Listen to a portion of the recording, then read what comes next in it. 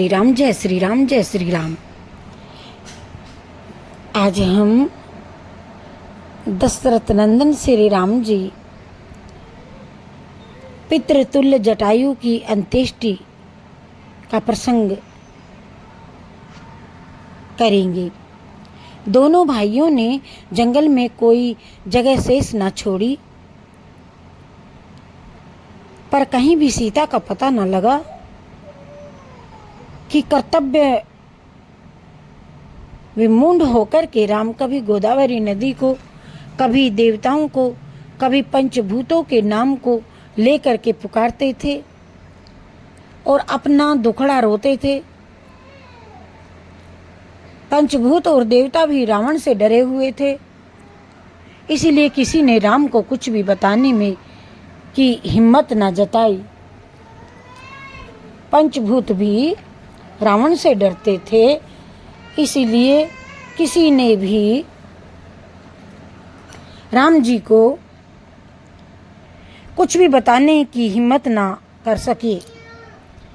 राम ने देखा कि हिरणों का झुंड दक्षिण की तरफ भाग रहा है। इसे उन्होंने एक संकेत समझा और अनुमान किया कि वे कहना चाहते हैं कि सीता दक्षिण की ओर को कहीं पर है। दोनों भाई दक्षिण की ओर चले। रास्ते में इधर उधर कुछ फूल बिखरे पड़े थे। रामचंद्र ने एकदम उन फूलों को पहचान लिया।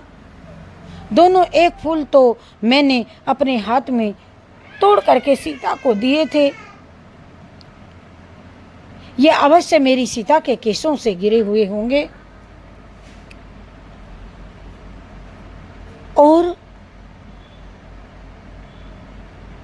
ये अवश्य ही मेरी सीता के केशों से गिरे हैं। निशान पाने पर उन्हें पहले बड़ी खुशी और उत्साह हुआ, पर दूसरे ही क्षण मन में भय हुआ। सीता कहाँ गई होगी, उसका क्या हुआ। यहाँ पर पुष्प पड़े थे, उनके आसपास की सारी जगह दोनों भाइयों ने खोज डाली। उन्हें उनका लंकेश के बड़े बड़े पैरों के चिन्ह दिखाई दिए। वहां पर सीता के भी पद चिन्ह थे। सीता के आभूषणों से निकले सोना और मणि मुक्ता भी इधर उधर बिखरे हुए पड़े थे। राम ने उन्हें पहचान लिया। देखो देखो देखो लक्ष्मण, मालूम होता है कि सीता डर करके इधर उधर भागी होगी और राक्षस ने उसे बुरी तरह से सता करके खा लिया होगा। राम को जो दुख और घबराहट हुई उसका वर्णन करना यहाँ कठिन है, और आगे उन्हें भी और भी चीजें देखने को मिली। टूटे रथ के कई भाग जगह जगह पर पड़े थे। लंकेश का मुकुट और उसके आभूषण भी छिन्न भिन्न रूप से में वहां पर पड़े हुए थे। इसका क्या अर्थ हो सकता है, दोनों भाई सोच में पड़ गए थे। एक जगह बड़ा भारी धनुष टूटा पड़ा था, एक कवच भी नीचे गिरा हुआ दिखाई दे रहा था। रथ की फटी हुई पताका दिखाई दी और सारथी का निर्जीव शरीर एक ओर को पड़ा था। खच्चरों की लाशें भी पास में पड़ी हुई थी।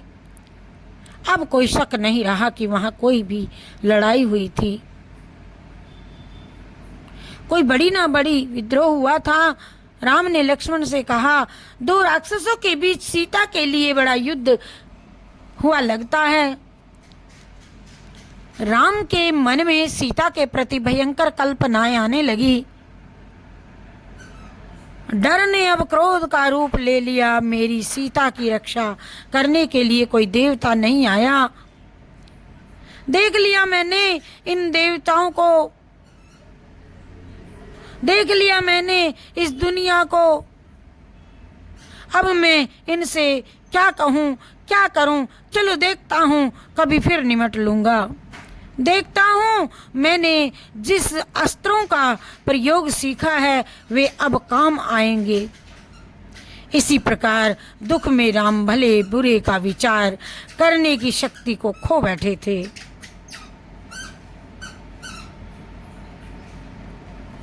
लक्ष्मण ने स्थिति संभाली।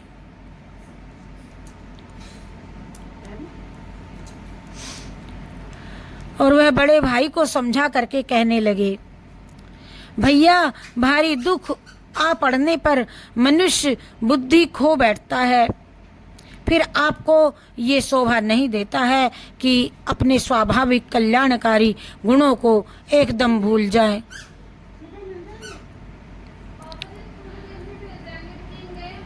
दुनिया से क्रुद्ध होकर के उसका नाश करने की बात आपको कैसे सूझी? आप वैसा कर नहीं सकते। किसी एक से पाप हुआ तो उसके लिए सारी मानव जाति को कैसे दंड दे सकते हैं? भैया जरा जरा सी बात पर आवेश में आ जाना तो मेरी कमजोरी है। आप हमेशा मुझको समझाते आए हैं, सच्चा मार्ग बताने आए हैं। क्षमा करना, यद्यपि मैं आपसे उम्र में छोटा हूँ, मुझे आज आपको समझाना पड़ रहा है। भैया देखिए, अब आपको मन में धीरज रखना ही पड़ेगा। दुनिया का नाश करने की बात भूल जाइए। दुनिया ने हमारा क्या बिगाड़ा है, अपने हम इसका पता तो लगावें कि हमारा असली दुश्मन कौन है। फिर जो कुछ करना उचित होगा अवश्य करेंगे।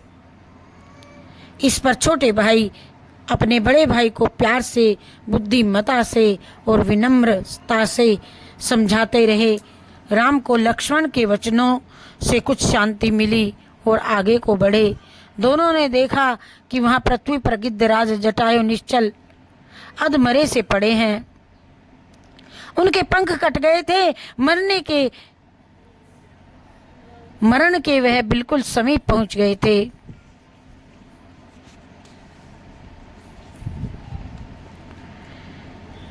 और इसीलिए राम ने उन्हें दूर से ही पहचाना। राम ने सोचा कि कोई राक्षस अपना रूप बदल कर उन्हें धोखा देने के लिए इस प्रकार हिले डुले बिना पड़ा है। मारीच के छल के अनुभव से बाद में राम का इस प्रकार शंका करना स्वाभाविक ही था। ये देखो, ये राक्षस सीता को खा करके नीचे पड़ा है, मारो मारो इसे, पकड़ो। और उस पर राम तीर चलाने ही वाले थे कि इतने में गिद्धराज राम से दीन स्वर में बोले, भैया मुझे मत मारो, मेरे शरीर में ये प्राण अब कुछ क्षण के लिए ही टिकने वाले हैं, कुछ क्षण ही रहने वाला है प्राण। जिस देवी की खोज में तुम बन के कोने कोने में फिर रहे हो, उसे लंकाधिपति रावण उठा करके ले गया है। मेरे प्राणों को भी उसी पापी ने हड़ा है। जब मैंने देखा कि सीता को पकड़ करके वह रथ में बैठा हुआ उड़ा जा रहा है, तो मैंने उसे रोका और उसके साथ युद्ध किया। उसके धनुष को रथ को मैंने चूर चूर कर डाला, उसके सारथी को मैंने भी मार गिराया, मैंने ही मार गिराया। और तुमने उसके लाश को, टूटे रथ को रास्ते में देखा ही होगा।